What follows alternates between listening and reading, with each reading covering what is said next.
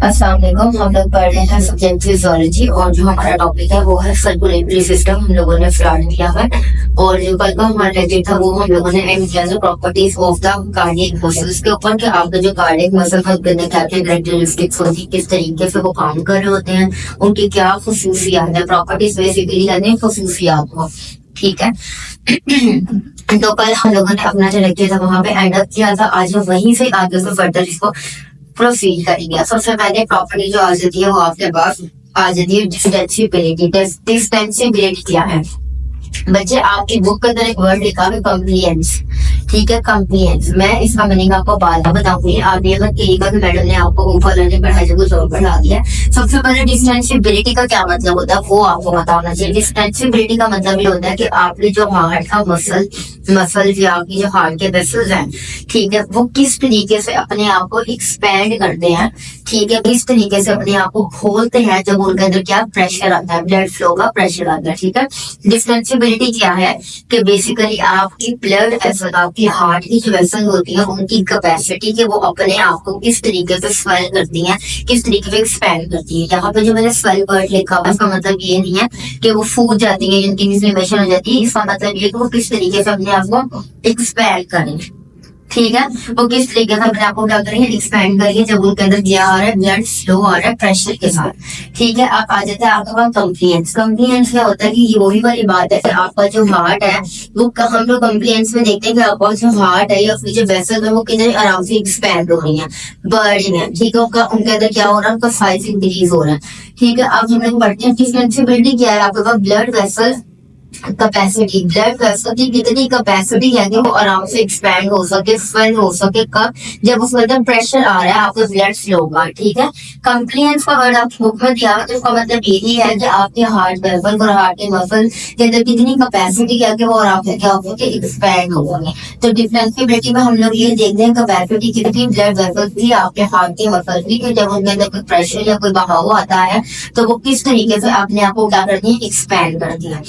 आप फिर आ जाता है आपके पास फंक्शनल सेंसाइटिज्म। फंक्शनल सेंसाइटिज्म के अंदर हम लोग ये देखते हैं कि जो आपके सेल्स है ना हार्ट के, वो सारे मिलके एक फंक्शनल यूनिट की तरह काम कर रहे हैं। ये नहीं होता कि एक सेल ही सिर्फ एक काम कर रहे हैं, नहीं, नंबर ऑफ सेल्स, बहुत ज्यादा सेल्स काम कर रहे होते हैं लेकिन एक ही काम कर रहे होते हैं, फंक्शनल यूनिट की तरह आपके काम कर रहे होते हैं, ठीक है। फंक्शनल यूनिट मतलब कि आपके हार्ट की जितने भी सेल है वो सब पंपिंग एक्शन में काम कर रहे हैं आपके पास, ठीक है। वेंट्रिकल्स को रिलैक्स कर रहे हैं, कॉन्ट्रैक्ट कर रहे हैं, ब्लड को फिल कर रहे हैं, ब्लड को आगे फर्दर पंप कर रहे हैं, ठीक है। तो नंबर ऑफ सेल्स जो है वो मिलके कैसे काम करें, इकट्ठे काम करें, तो उस चीज को हम लोग क्या करेंगे, वो फंक्शनल यूनिट की तरह काम कर रहे हैं।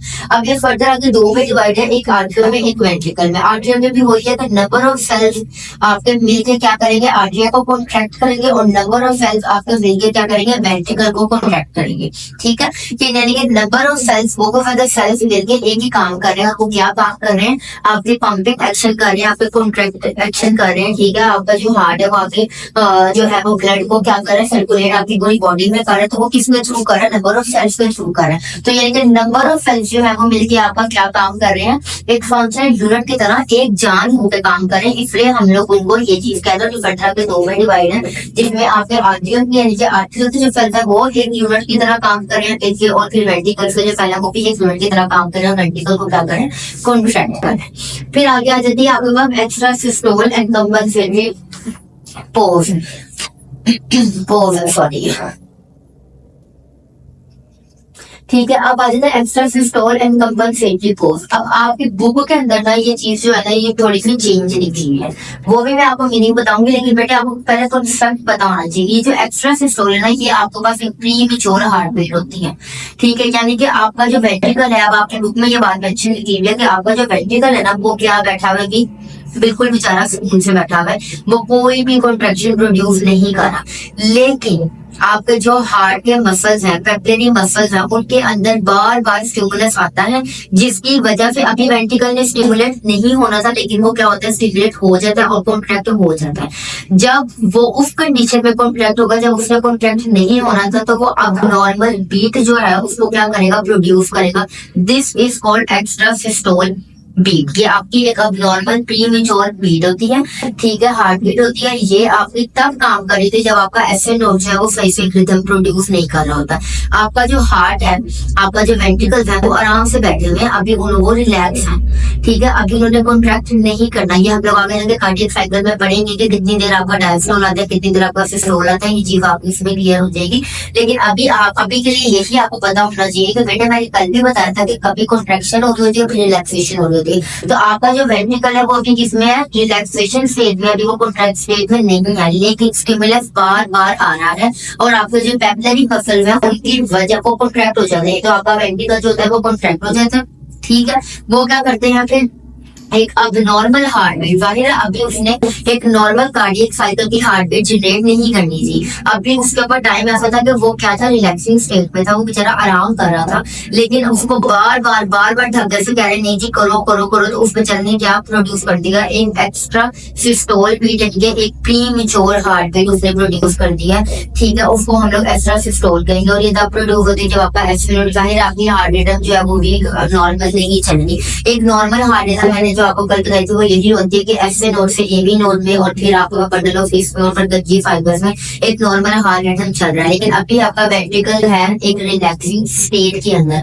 वो आराम कर रहा था, उसने अभी कॉन्ट्रैक्ट नहीं होना था, लेकिन स्टिमुलस बार बार आ रहा था और उसे कह रहा था भाई तुम कॉन्ट्रैक्ट हो, तो वो बेचारा आके कॉन्ट्रैक्ट हो जाता है और कॉन्ट्रैक्ट होकर लेकिन वो अब नॉर्मल बीट जो है वो प्रोड्यूस कर देता है। और ये 3 to 4 जब कॉन्ट्रैक्शंस करता है तो अब नॉर्मली बीट जो है वो कंट्रोल कर देता है, प्रोड्यूस, और इसको हम लोग एक्स्ट्रा सिस्टोल कहते हैं। और एक्स्ट्रा सिस्टोल यानी कि एक अब नॉर्मल बीट के बाद जो एक पॉज आता है, ठीक है, यानी कि फॉर एग्जाम्पल आप ऐसे लेन लैंग्वेज में ले सकते हो कि एक बंदा बैठा हुआ है और वो बेचारा आराम कर रहा है, अभी इसमें काम करने का कोई मूड नहीं था, उसने काम भी करना ही था, उसका काम का भी टाइम ही नहीं था। आपका वेंट्रिकल क्या है, रिलैक्सिंग स्टेट में, उसका भी काम करने का टाइम नहीं है। जो एक बंदा बैठा हुआ है जिसको आप कह रहे हो कि भाई काम करो, उठो उठो उठो, तो वो बेचारा उठ के ना एक आधा पाँव मार के बाहर चला जाता है और फिर वो आगे वहां पे बैठ जाता है और जो उसके बाद एक पोज ले रहा है वो, ठीक है, क्या ले रहा है, एक पॉज ले रहा है, एक सांस ले रहा है वो बीच में, तो उसको हम लोग कंपनसेटरी पॉज कहते हैं कि एक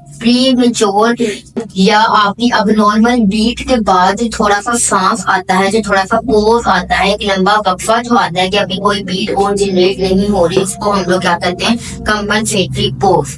जैसे एग्जाम्पल आप ऐसे लैंग्वेज में मैंने बोली और फिर रिपीट कर देती हूँ कि एक बंदा है वो चला बैठा हुआ लेकिन आप उसको कहीं जा रहे उठो उठो उठो, तो वो जाता है सुन रहे बाहर काम करने के लिए, काम करके वापस जल्दी नहीं आता, ठीक है, एक लोग काम भी करतेगा, गलत काम करेगा और थोड़ी देर बाहर ही बैठा रहेगा, तो इस चीज को हम लोग कहते हैं कंपनसेटरी पॉज। कि आपके वेंट्रिकल में कॉन्ट्रैक्ट नहीं होना था लेकिन आपने स्टिमुलस बार कर दिया तो वो कॉन्ट्रैक्ट हो गया, उसने अब नॉर्मल बीट जो है वो जनरेट कर दी, ठीक है, लेकिन उसके बाद उसने थोड़ा सा सांस लिया, एक कंपनसेटरी पॉज लिया, उसको हम लोग ये चीज कहेंगे कि एक बीट जनरेट करने के बाद उसने क्या किया, प्रोलॉन्ग सांस लिया, उसको हम लोग कंपनसेटरी पॉज कहते हैं। उसके बाद आ जाता है हमारे पास ऑल और नन लो, ठीक है, इसके अंदर उन्होंने ये वाली बात लिखी हुई है, तो some time your heart is not contract, कभी कभी जब आप बहुत मिनिमम लेवल का उसको स्टिमुलस देते हो, उतना स्टिमुलस नहीं देते जितना उससे चाहिए होता है, तो फिर आपका हार्ट जो होता है वो क्या करता है, स्टिमुलेट नहीं करता, कॉन्ट्रैक्ट नहीं करता, ठीक है। Some time your heart is not contract when stimulus is subthreshold, subthreshold मतलब होता है आपका स्मॉल स्टिमुलस, बहुत छोटा स्टिमुलस, उतना स्टिमुलस नहीं कि जितना उसको कॉन्ट्रैक्ट के लिए चाहिए था, वो कॉन्ट्रैक्ट तभी करेगा जब उसको उतना ही स्टिमुलस मिलेगा जितना उसे चाहिए, ठीक है। जब आप उसे छोटा स्टिमुलस दोगे यानी कि और वो भी आपने एक दफा दिया सिर्फ, तो वो नहीं करेगा। अब आगे सॉल्यूशन में यही चीज पढ़नी है कि छोटे स्टिमुलस दिया लेकिन वो छोटे स्टिमुलस बहुत ज्यादा दे दिया है, लेकिन छोटे 1 यहाँ पे आपने सिर्फ 1 स्टिमुलस दिया, 1 मतलब कि एक स्टिमुलस दिया, ठीक है, और वो कितना था, वो बिल्कुल छोटा सा था, उससे हार्ड आपका कॉन्ट्रैक्ट नहीं हुआ। लेकिन यहाँ पे सॉल्यूशन में आप 1+1+1 छोटे स्टिमुलस दे रहे हो लेकिन ज्यादा दे रहे हो, तो ये सारे छोटे स्टिमुलस मिलके एक्ट करेंगे और आपका जो हार्ट है वो क्या हो जाएगा, कॉन्ट्रैक्ट हो जाएगा। ये इन दोनों में डिफरेंस है बेसिकली, इसलिए इकट्ठे ही समझाया आपको कि आपको यहाँ से समझ आ जाए। ऑल एंड नन लोगों के अंदर ये वाली बात है कि आपका हार्ट कॉन्ट्रैक्ट नहीं करता जब आप बिल्कुल मिनिमम लेवल पर उसको स्टिमुलस देते हो। सिर्फ एक बार उसको कॉन्ट्रैक्ट करने के लिए अपनी पूरी क्वांटिटी का स्टिमुलस चाहिए, ठीक है। लेकिन समेशन के अंदर क्या बात देखी हुई है, समेशन होता है सब मिनिमल स्टिमुलस। इसमें छोटे स्टिमुलस होते हैं, जो छोटे ज्यादा स्टिमुलस होते हैं और वो इकट्ठे मिलकर हार्ट को क्या करते हैं कि भाई हो जाओ कॉन्ट्रैक्ट हो जाओ, फिर आपका हार्ट रेट क्या हो जाता है, कॉन्ट्रैक्ट हो जाता है। इसको हम ये चीज कहते हैं। फिर आ जाता है आपके पास staircase phenomena. Staircase phenomena क्या आपको डिस्क्राइब करता है, describe how the force of the heart beat increase when heart contraction is increase. यानी कि जितनी जोर से आपका हार्ट कॉन्ट्रैक्ट कर रहा है क्या उतनी ही जोर से आपकी हार्ट बीट जो है वो निकल रही है, वो हम इस चीज में देखेंगे, ठीक है। तो हार्ट तो बहुत जोर से कॉन्ट्रैक्ट कर रहा है, तो क्या हार्ट बीट भी उतनी ही निकल रही है। फॉर एग्जाम्पल जैसे कि हम लोग दिल के ऊपर हाथ रखते हैं तो हमारा बहुत तेज दिल की धक आवाज आ रही होती है, तो फिर जब हम पल्स चेक करते हैं तो क्या पल्स भी बड़ी भी है आपकी, नंबर ऑफ पल्स पर मिनट के हिसाब से आपकी 72 होती है, जो कि नेचुरली होती है, ये कोई एक नंबर है, ठीक है। तो अगर आपको फील हो रहा है कि आपके हार्ट की धड़कन जो है बहुत तेज बढ़ी हुई है, आपका हार्ट जो है वो बहुत तेजी से धड़क रहा है, कॉन्ट्रैक्ट हो रहा है बहुत तेजी से, तो फिर आपकी क्या हार्ट बीट भी उतनी ही बढ़ रही है, ठीक है। फिर आप अपनी हार्ट बीट चेक करते हो तो क्या वो भी बढ़ रही है। इस चीज को हम लोग इसमें देखते हैं स्टेयर केस फिनोमेना में। फिर लास्ट आपके पास आ जाए लेंथ टेंशन रिलेशनशिप, इसको हम लोग फ्रैंक स्टार्टिंग लॉ भी कहते हैं, ठीक है। ये क्या है आपके पास, the force directly proportional to the length of the muscle fibre. अगर आपकी फोर्स तेज है तो क्या आपके जो मसल्स है हार्ट के वो भी उतने ही एक्सपैंड हो रहे हैं, उतने ही लंबे हो रहे हैं, उतने ही लॉन्ग हो रहे हैं और वो होते हैं, ठीक है। ये क्या कह रहा है आपके पास लेंथ टेंशन रिलेशनशिप, वो आपको बात प्रूव करके दे रहा है कि फोर्स जितनी होगी उतनी ही आपके जो मसल की लेंथ है वो बढ़ेगी, ठीक है। इसलिए उन्होंने लिखा है कि फोर्स आपकी डायरेक्टली प्रोपोर्शनल लेंथ के साथ, जितनी तेजी से आपकी फोर्स होगी उतनी आपकी मसल की जो लेंथ है वो बढ़ेगी, ठीक है। अगर आपकी फोर्स कम होगी तो मसल की लेंथ भी कम होगी, अगर आपकी फोर्स ज्यादा होगी तो मसल की लेंथ भी ज्यादा होगी। प्रॉपर्टी में थोड़ी सी कंसेप्चुअल है, आपको इसको याद ऐसे ही करना पड़ेगा। सबसे पहले डिस्टेंसिबिलिटी आ जाती है, इसमें हम लोग ब्लड वेसल्स और मसल्स को हार्ट को देखते हैं कि क्या उनकी इतनी एबिलिटी है, उनकी कैपेसिटी हम लोग देख रहे होते हैं कि जब उनके अंदर प्रेशर आता है तो क्या वो उतनी एक्सपैंड हो रहे हैं या नहीं हो रहे, ये हम इसमें देखते हैं। फिर आ जाता है आपके पास फंक्शनल सेल साइड है, इसमें हम लोग देखते हैं कि जो आपके हार्ट के जो सेल्स हैं वो इकट्ठे मिलकर काम कर रहे हैं, ठीक है, वो इकट्ठे मिलकर काम कर रहे हैं एक फंक्शनल यूनिट की तरह। तो आर्ट्रियम के अंदर एट्रियल के सेल्स काम कर रहे हैं ताकि एट्रियम कॉन्ट्रैक्ट हो, वेंट्रिकल पे वेंट्रिकल्स के सेल्स मिलकर काम करें ताकि वेंट्रिकल कॉन्ट्रैक्ट हो। फिर एक्स्ट्रासिस्टोल आ जाती है कि आपका वेंट्रिकल जो होता है वो भी रिलैक्सिंग स्टेट में होता है, उसमें कॉन्ट्रैक्ट नहीं होना होता, लेकिन आपके पास स्टिमुलस आता है और वो बेचारा कॉन्ट्रैक्ट हो जाता है। लेकिन जब वो कॉन्ट्रैक्ट होता है वो प्रीमेच्योर हार्ट बीट जनरेट करता है, वो हम लोग एक्स्ट्रासिस्टोल कहते हैं। जब वो प्रीमेच्योर हार्ट बीट क्या करते हैं जनरेट कर देता है तो उसके बाद वो सांस लेता है, एक लंबा पोज लेता है, उसको कंपनसेटरी पोज कहते हैं। और नन लोग हमारे पास ये होता है कि हम लोग एक ही दफा छोटा स्टिमुलस देते हैं, उसको कहते हैं कि हार्ट आप कॉन्ट्रैक्ट हो जाए, लेकिन हार्ट कॉन्ट्रैक्ट नहीं होता। हार्ट को कॉन्ट्रैक्ट होने के लिए कॉन्स्टेंट स्टिमुलस चाहिए होता है जो उसको चाहिए, ठीक है। तो फिर आ जाती है आपके पास स्टेयर केस फिनोमेना, इसमें यही है कि आपकी जो हार्ट क्या आपका हार्ट जितनी तेजी से कॉन्ट्रैक्ट हो रहा है क्या आपकी हार्ट भी उतनी ही तेजी से बढ़ रही है नहीं बढ़ी, वो हम इसमें देखेंगे।